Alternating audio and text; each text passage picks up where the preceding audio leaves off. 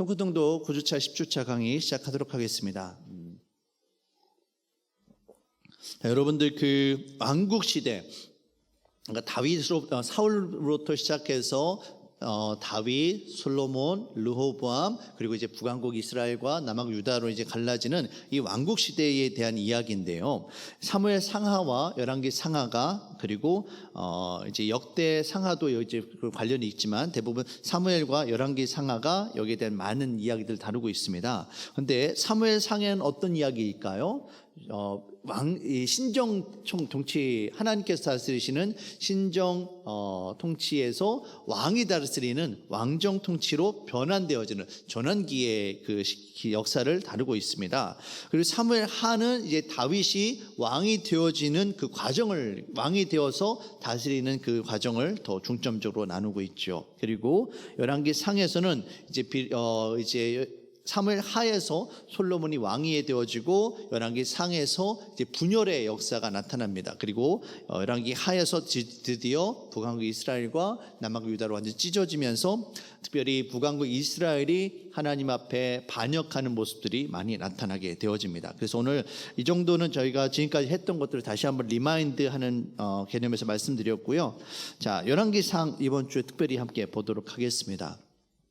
열왕기상은 BC 970년 솔로몬의 주기부터 통일왕국이 분열된 후 80년까지 약 120년간의 이스라엘 역사를 다루고 있습니다. 열왕기상에서는 이 솔로몬으로 비롯해서 이제 하나님 앞에 그 불복종함으로 인한 단절이 이야기가 되어져요. 그래서 열왕기상은 모두가 22장으로 되어 있는데 전반기 1장부터 11장은 솔로몬의 40년 통치, 그리고 12장부터는 이제 르호보암으로부터 시작되어져서 두 왕국으로 나눠지는 것을 나눠보고 있습니다. 그래서 전반부에는 솔로몬이 이제 다스리면서 성전과 왕궁을 건축하고요. 거기에 이제 왕성하게 부흥하는 역사가 나타났는데, 그리고 이제 11장에서 솔로몬에 대한 어떤 부정적인 평가가 나오면서 그의 아들인 르호보암으로 넘어가게 됩니다.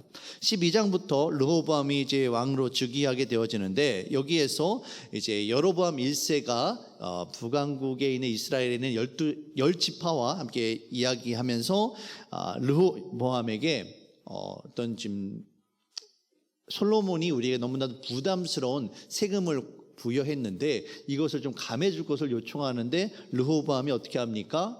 그 장로들의 의견을 따르지 않고 자신들과 함께 자랐던 그 젊은이들의 이야기를 따르면서 그들을 물리치게 되어지죠. 그래서 결국에는 북왕국 이스라엘과 남왕국 유다로 갈라지게 됩니다. 그러면서 이제 13장부터는 유다 왕들의 이야기를 나누고 있고 13장 그리고 13장부터 22장까지는 유다와 이스라엘 왕들에 대한 이야기를 나누고 있고요. 그리고 17장부터 22장까지는 이제 엘리야와 엘리사에 대한 사역에 대한 이야기가 나누고 있습니다. 여기 잘못 오타가 나와 있네요. 이스라엘의 왕국의 역사는 여기 17장이 되겠습니다. 16장이 되겠습니다. 네. 자, 넘기겠습니다. 시간을 보시면 970년에 솔로몬이 왕위에 계승이 되어지고요. 성전 건축이 966년부터 959년까지 7년이라는 시간 동안에 되어집니다. 여기 시간표에 나오지는 않았는데요. 그 다음에 이어서 성전 건축 다음에 솔로몬이 자신이 살 왕궁을 짓습니다. 솔로몬 왕궁을 짓는데 이 왕국이 959년부터 몇 년 동안 이게 되어질까요, 여러분들? 성경에 보시면 13년 동안 왕궁을 짓게 됩니다. 성전은 7년이고 왕궁은 13년이죠. 그러니까 13을 더하면은 빼게 되면은 946년까지 여기가 왕궁을 짓게 되어진 거죠. 그러다가 이제 솔로몬이 931년에 죽게 되어지고 솔로몬의 아들인 이제 르호보암이 왕위에 오르게 됩니다. 그런데 여기서 두 나라로 나눠지면서 북왕국 이스라엘은 722년에 아수르에서 멸망이 되어지고요. 남왕국 유다는 586년에 바벨론에 의해서 멸망하게 되어집니다. 다윗의 뒤를 이어 솔로몬이 왕위에 올랐을 때 하나님 앞에 지혜를 구하죠. 그리고 그래서 하나님께 축복하심으로 말미암아 그 땅이 정말 번성하게 됩니다. 그런데 문제는 이 솔로몬이 다윗의 그 유언을 따르지 않고 여호와 하나님을 떠나면서 이방 민족의 그 공주들과 함께 정략 결혼을 합니다. 근데 그 당시에 왕조들이 정략 결혼을 한 것은 그렇다라고 인정을 할 수 있어요. 근데 문제는 그 정략 결혼을 한 그 이방 민족의 공주들이 이스라엘에 왔으면 여호와 하나님을 섬겨야 될 텐데 그게 아니라 그들이 섬기던 우상을 가지고 와서 섬길 수 있도록 솔로몬이 허락을 해줘요. 그게 문제였던 거예요. 그래서 왕궁에서 그 제단을 쌓고 바알과 아세라에게 제사를 드리는 그런 일들이 일어나게 됩니다. 그래서 그 이후에 하나님의 심판으로 결국에는 이 나라가 둘로 나눠지게 되는 거죠.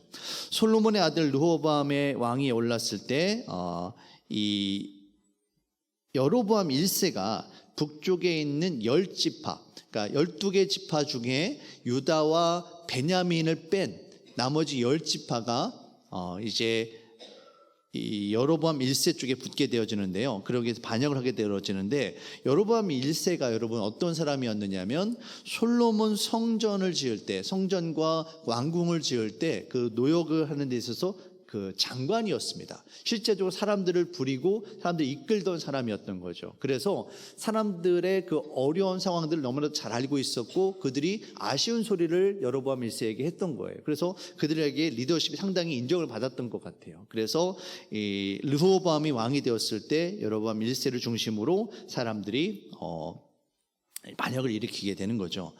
그래서 우리가 함께 좀 보셔야 될 게 남왕국 유다와 북왕국 이스라엘로 나눠지는데 성경의 관점에서 보면 남왕국 유다와 북왕국 이스라엘 가운데 어느 쪽이 정통 왕조이겠습니까?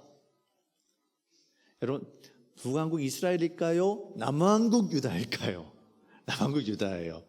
왜냐하면 하나님께서 다윗 왕조에게 그 다윗 왕조가 영원할 것이라는 언약의 축복을 내려주셨어요. 그러다 보니까 이 다윗의 지파인 유다가 속한 남왕국 유다가 정통성을 가지고 가는 거예요. 그래서 이 북왕국 이스라엘에 대한 성경의 평가가 계속해서 좀 이렇게 부정적으로 다루게 됩니다. 북왕국 이스라엘의 왕들을 평가할 때 꼭 마지막에 다는 그 표현이 있어요. 그게 뭐냐면 여로보암의 길로 행하여 이스라엘로 범죄케 하였다.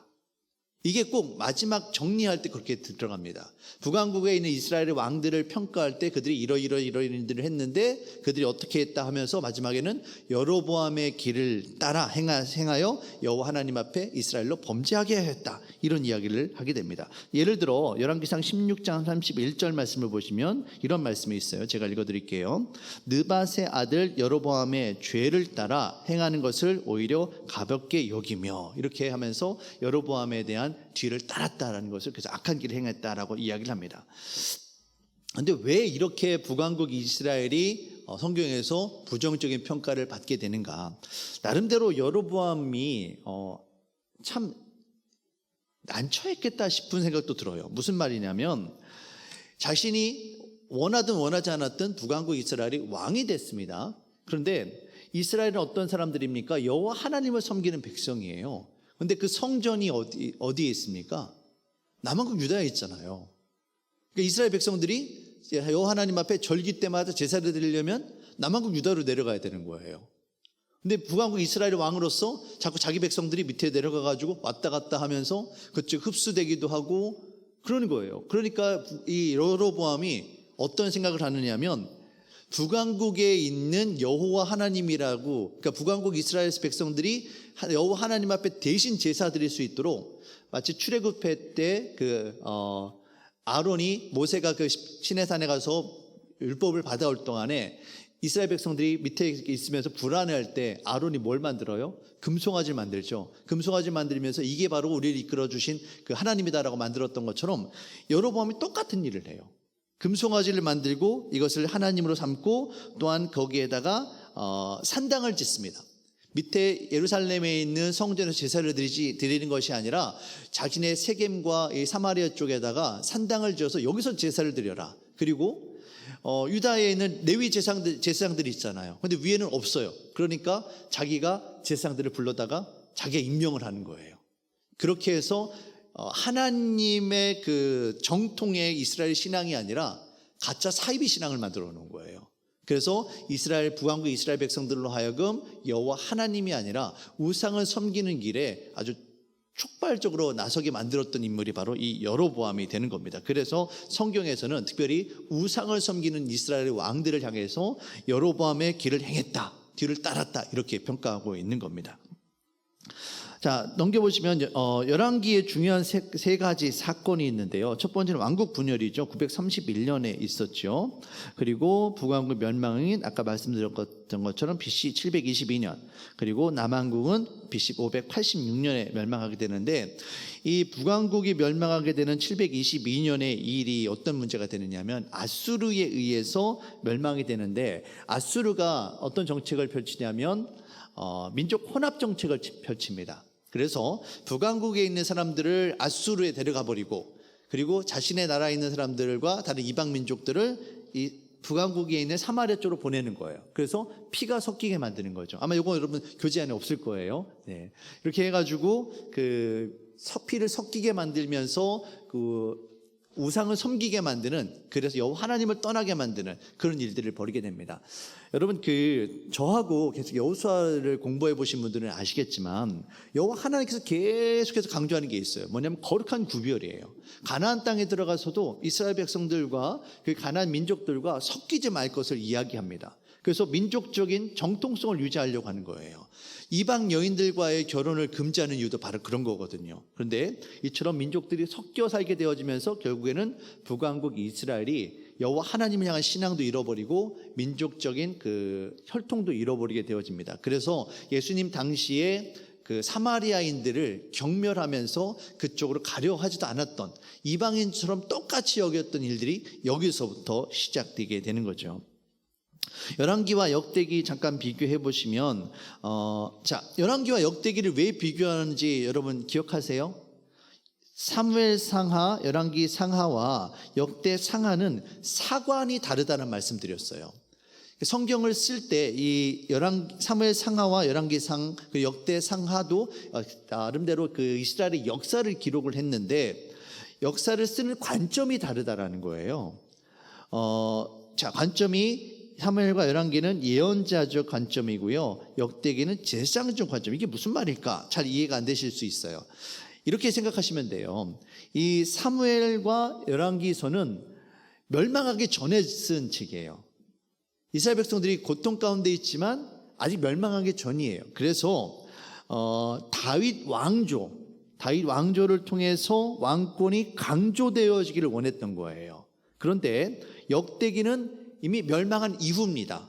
포로기 때 쓴 거예요. 특별히 에스라가 돌아와서 포로기 이후에 우리 이스라엘 백성들이 왜 영원할 것이다라 하나님께서 축복해 주셨던 그 다윗 왕조가 왜 이렇게 멸망하게 되었는가 다시 돌아보았더니 우리가 하나님 앞에 예배 드리는 것을 소홀히 했구나, 성전을 소홀히 했구나, 그래서 다시 한번 성전 중심으로 돌아가자라고 이것을 이야기하는 마음으로 역사를 다시 되짚어 보는 거예요. 그래서 이 사무엘하와 역대기의 중요한 차이가 뭐냐면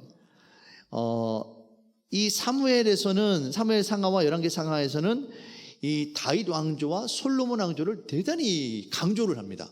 왜 그렇습니까? 다윗 왕조 때문에 그래요. 그런데 역대기에서는 어떻습니까? 솔로몬은 완전 죽일 놈이에요. 솔로몬 때문에 이스라엘이 망한 거예요. 하나님께서 축복해 주신 것이 있는데 그거를 잃어버렸기 때문에 이처럼 우리가 멸망하게 되었다. 바로 이와 같은 이야기를 다루고 있는 겁니다. 그래서 역대기에서는 이 중심이 유다 중심이 되어지다 보니까 북왕국 이스라엘에 대한 역사는 없고 남왕국 유다에 대한 역사를 많이 강조하게 된다는 것을 보시면 되겠습니다. 자, 열왕기 역사와 역대기 역사 이거 표로 한번 보시면 될 것 같고요. 자, 넘기겠습니다. 오늘 시간이 되는 대로 제가 할게요. 다윗이 열왕기 상에서 이제 죽게 되어지면서 솔로몬에게 유언을 남깁니다. 열왕기상 2장에 보시면 이렇게 9절까지 있는데, 첫 번째 대장부가 되라 유언을 해요. 그리고 두 번째 여호와 하나님의 명령을 지켜 그 일로 행하라. 그리고 세 번째 하나님 앞에서 행하라라고 이야기를 합니다. 하나님 앞에서 행하라 이렇게 이야기를 하죠. 그렇게 되어지면 네가 무엇을 하든지 어디로 가든지 형통할지다 이렇게 이야기를 합니다. 그런데 여기에서 또한 다윗이 이제 하나님의 말씀을 지켜 행할 것을 이야기하면서 동시에 두 가지를 부탁을 합니다. 하나는 요압이고 하나는 시므이입니다. 이게 자신의 아들 솔로몬이 왕권을 이제 강화하는 데 있어서 절대적으로 위험 인물이 되어지는 거예요. 여러분 그래서 열왕기상 2장 13절 이하에 가면은 이제 솔로몬이 왕이 되어져서 그 왕권을 강화하는 데 있어서 숙청 작업을 일으키게 됩니다. 왕권이 새롭게 되어지면 이전 정권에 있어서 어떤 그 원혼 관계를 정리하는 일들이 있게 되죠. 그러면서 이제 요압과 시므이를 다윗의 유언에 의해서 이제 처벌을 하게 되는데 그 이외에 몇몇이 또 있어요. 첫 번째 누구냐면 아도니아입니다. 아도니아가 여러분 누구이죠? 아도니아 솔로몬의 형입니다. 솔로몬의 형이에요. 솔로몬과 함께 아도니아가 왕권을 가지고 다툽니다. 그래서 아도니아가 스스로 왕이 되려 하고 그리고 다윗의 첩을 요구하면서 스스로가 왕이 되려 했는데 솔로몬이 왕이 되면서 이 아도니아를 이제 죽이게 되어지죠. 그다음 두 번째는 아비아달을 추방하게 됩니다. 아비아달은 제사장이에요. 아비아달인데 이 아비아달이 아도니아를 왕으로 세우려고 했던 사람입니다. 그러니까 자신이 솔로몬이 왕이 되고 나서 자신과 왕권을 가지고 다투었던 아도니아와 그를 후원하려 했던 영적 제사장인 이 아비아달을 이제 아도니아는 처형을 하고요. 아비아달은 이제 추방을 시킵니다. 그리고 이제 다윗의 그 유언에 따라서 요압을 처형을 하게 되는데 아도니아의 반역에 이 요압도 가담을 하게 됩니다. 이 요압이라는 인물이 다윗 왕권 안에서 참 요상한 인물이에요. 제 표현이 좀 적절하지 못하더라도 이해해 주십시오. 요상해요. 여기 붙었다 저기 붙었다 하면서 자신의 그 영향력을 항상 강화시키려고 했던 사람입니다. 다윗의 군대 장관이 되어졌지만 실제로 그 압살롬의 반역이 있을 때 그것을 그 관계 속에서 이 다윗이 압살롬을 죽이지 말라고 요압에게 부탁을 합니다. 그런데 요압이 다윗의 말을 듣지 않고 압살롬을 죽이게 되어지죠. 그리고 그렇게 해서 다윗의 편에 섰다가 다시 또 아도니아가 왕권을 잡으려고 할 때 거기에 또 가담을 해요. 그래서 이 어떻게 보면 요압은 자신의 권력을 유지하기 위해서 다윗에게도 붙었다가 압살롬에게도 붙었다가 이 아도니아에게도 붙었다가 이렇듯 했던 인물이죠. 그래서 이제 솔로몬이 왕이 되었을 때 요압이 어떻게 합니까? 자신이 죽을 걸 안 거예요. 어떻게 합니까? 제단 성전으로 도망가 가지고 그때 성전이 아니죠. 성막으로 도망가서 제단 뿔을 잡습니다. 제단 뿔을 잡고 있으면은 이제 제단 뿔을 잡고 있으면 죽일 수 없다는 율법이 있으니까 그것 때문에 자기가 살려고 하는데 결국에는 여호야다의 아들 브나야가 요압을 죽이고 대신 그 사람이 군대 장관이 되어지죠. 그리고 그 다음에 이제 다윗이 유언에 남겼던 시므이는 어떤 인물이냐면요. 다윗이 이제 피난 시기 때 다윗을 저주했던 제사장입니다. 그래서 다윗이 요압과 특별히 시므이를 기억하고 솔로몬에게 처벌을 해줄 것을 부탁을 하죠. 그렇게 해서 이제 솔로몬이 이제 드디어 왕이 되었고요. 열왕기상 3장에서 일천문제를 드리며 여호와 하나님 앞에 기도하면서 하나님께서 솔로몬에게 내게 무엇을 줄고 묻습니다. 그랬을 때 솔로몬이 하나님 앞에 지혜를 간구하게 됩니다. 보시면 이게 하나님께서 솔로몬에게 먼저 너에게 무엇을 줄까라고 했을 때 솔로몬이 나에게 어떤 부귀 영화 군사적인 능력 이런 것을 구하는 것이 아니라 하나님의 나라 백성들을 다스릴 수 있는 지혜를 달라고 구하게 됩니다. 그러니까 먼저 주의 나라와 주의 의를 구하는 그런 기도를 한 거죠. 그랬더니 하나님께서 그 이외의 것들을 더해 주시는 그런 축복을 누리게 됐다는 거예요. 통큰 통독에서 계속해서 우리가 이야기하고 있는 게 뭐냐면 인의와 신유입니다. 우리가 신유의 삶을 살게 되어질 때 하나님께서 오히려 우리에게 신의뿐만이 아니라 인의로 간구하는 모든 것들까지 더 채워주시더라는 거죠. 우리가 억지로 인위를 취할 것이 아니라 신의를 간구하게 되어지면 나머지 인위의 것들도 하나님께서 채워주신다라는 거예요. 이와 같은 형통의 복을 여러분께서 깨달으시길 바라겠습니다. 자, 솔로몬 시기에는 이스라엘이 가장 무역으로 활발했던 시기입니다. 그래서 여기 그 성경 열왕기상 15장에서 그리고 9장에 보시면 솔로몬이 어떤 무역을 하고 있었는지 여러분 나와 있는데 잠깐 좀 보도록 할게요. 먼저 그 햇사람에게 아람에게 말과 병거를 수출했다라고 하는데, 이 애굽에서 말과 병거를 사다가 이곳으로 예루살렘 거쳐서 이쪽에 햇과 아람에게 그 말과 병거를 팔았었죠. 그리고 길리기아라는 이쪽에서 말을 수입을 해서 가지고 왔고요. 그리고 이제 페니키아와 나븐 주석, 구리, 철금들을 가져와 두로 항구를 통해서 예루살렘을 가지고 왔고, 그 두로와 히람이 백향목과 잣나무 금을 제공했고, 또 스바 여왕이 향품과 금보석을 가져왔고요. 또한 홍해를 통해 동물 수출하고 오빌의 정금과 상아를 수입하고, 이 예루살렘의 그 지형적 특성을 솔로몬이 참 잘 활용을 했습니다. 그래서 이 당시에 솔로몬 시대 때 무역이 활발하게 이루어졌죠. 다 좋아요. 다 좋은데 문제는 뭐였느냐면 말과 병거였어요. 말과 병거. 이 말과 병거를 애굽에서 가져옵니다. 근데 성경에서는 특별히 이 신명기에서 이스라엘이 왕이 되어질 텐데, 왕이 세워질 텐데 왕에게 금지하는 것이 몇 가지 있었어요. 그것 가운데 하나가 뭐냐면 바로 말과 병거를 위해서 애굽으로 자신의 백성을 보내지 말 것이었어요. 왜 그렇습니까? 말과 병거가 왜 있어서는 안 됐을까? 군사력에 있어서는 당시에 말과 병거가 절대적으로 필요했거든요. 하나님께서 말씀하시는 것은 말과 병거를 의지함으로 하나님을 신뢰하는 것이 아니라 인간적인 노력을, 인간적인 능력을 더 의지할 것을 염려하셨기 때문에 그래요. 이스라엘 가운데 왕이 세워지면서 왕을 통해서 계속해서 인위 중심으로 이스라엘 백성들이 살아갈 것을 알고 하나님께서 특별히 애굽에서부터 말과 병거를 가져오지 말라고 했는데, 이 솔로몬은 그것을 가져와서 자신의 것을 채울 뿐만이 아니라 다른 나라에까지 수출까지 하는 그런 일을 했던 거죠. 자, 이 솔로몬의 건축에 대한 이야기를 좀 잠깐 나누겠습니다. 여러분 이렇게 지도를 좀 보시면 될 것 같고요. 제가 여러분 간단하게 그냥 설명을 좀 드릴게요. 솔로몬이 이 두로에서 백향목을 가지고 배를 통해서 예루살렘에 가지고 왔고요.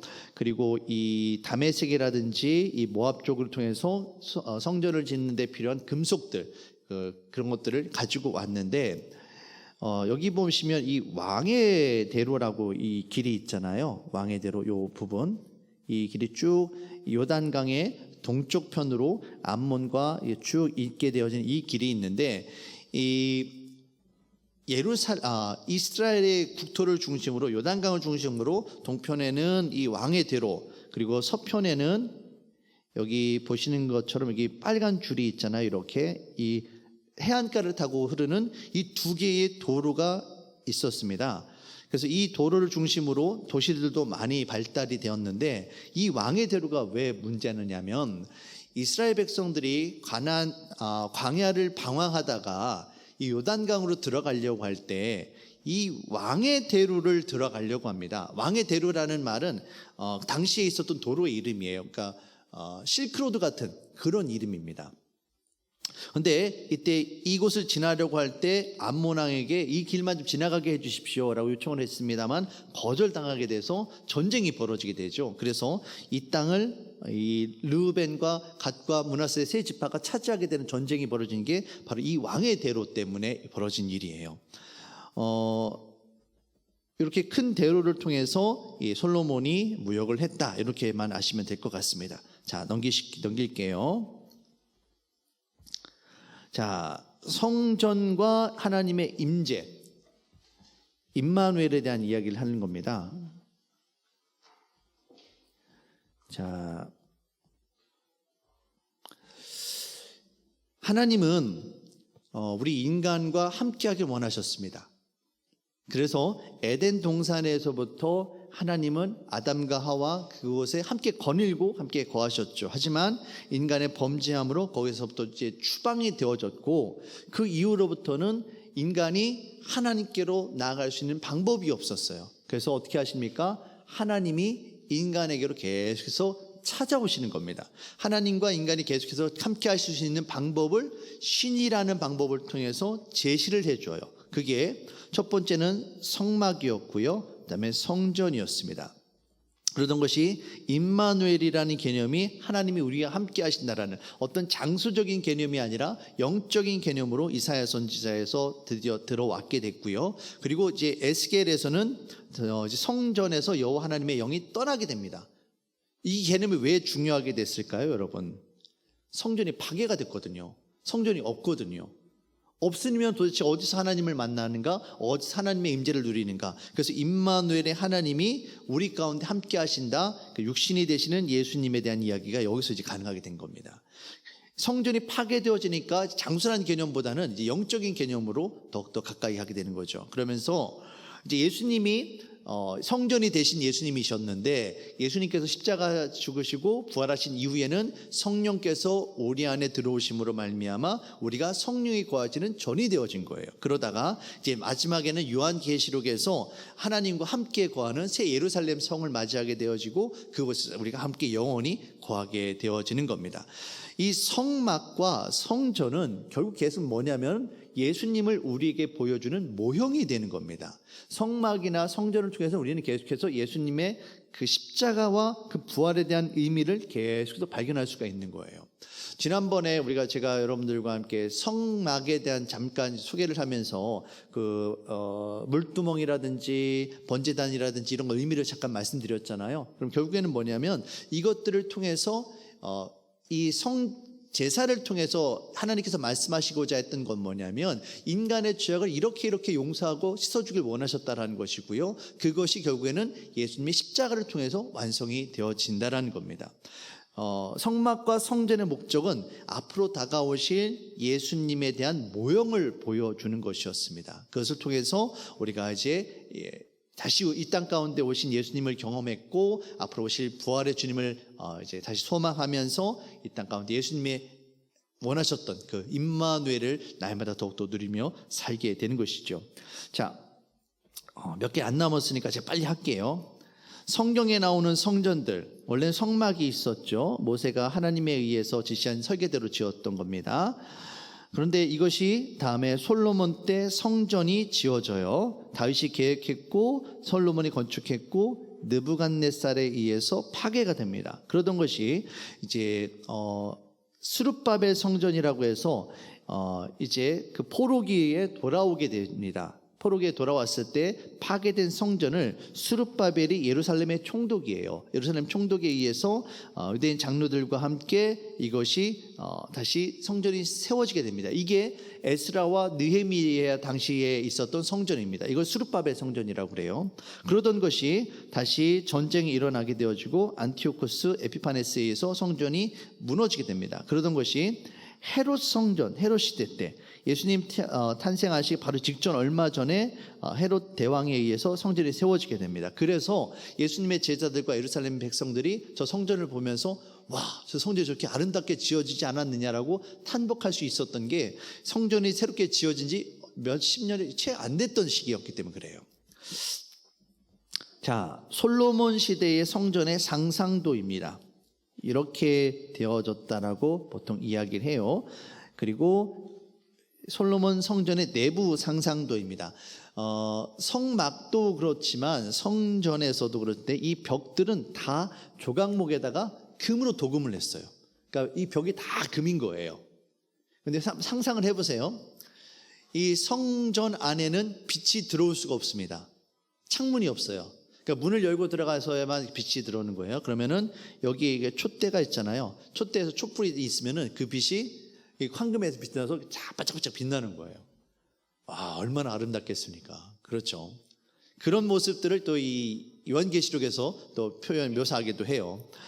근데 이제 이 성전이 이렇게 금으로 되새게 되어 있으니 이방 민족들이 여기를 점령할 때 이 성전을 그냥 놔뒀겠습니까? 다 떼가죠 이거를. 그렇게 다 무너졌던 거예요. 헤롯 성전의 상상도입니다. 잠깐 넘어가 보시면 이 옆에 있는 게 솔로몬 시대 때 성전이고요. 이거는 헤롯 시대의 성전이에요.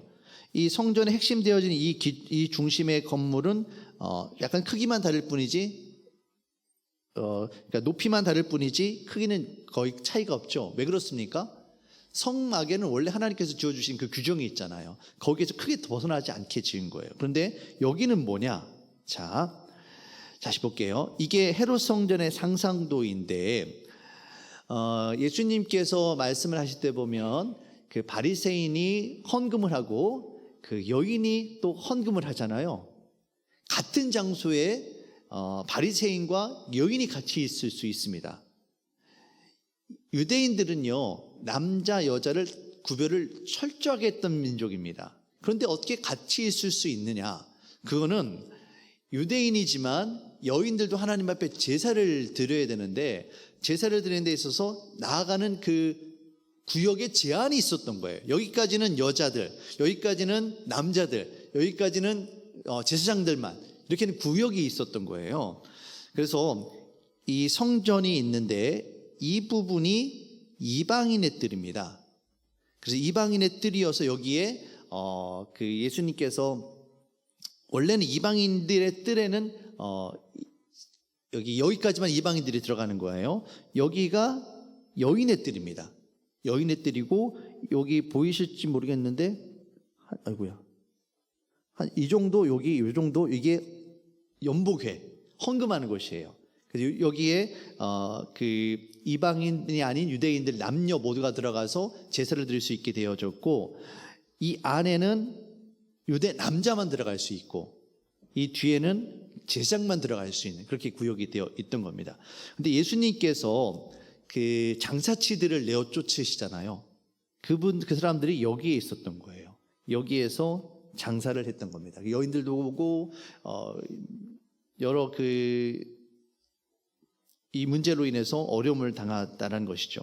여기에 있는 이 방들은 성전에서 쓰여지는 나무라든지 뭐 기물들을 보관하는 그런 방들이 되어집니다. 이건 나중에 또 기회가 되어지면 제가 성전이나 성막에 대해서 강의할 때 또 설명을 좀 드리도록 하겠습니다. 자, 넘어갈게요. 자, 시간이 좀 지나긴 했는데 빨리 할게요.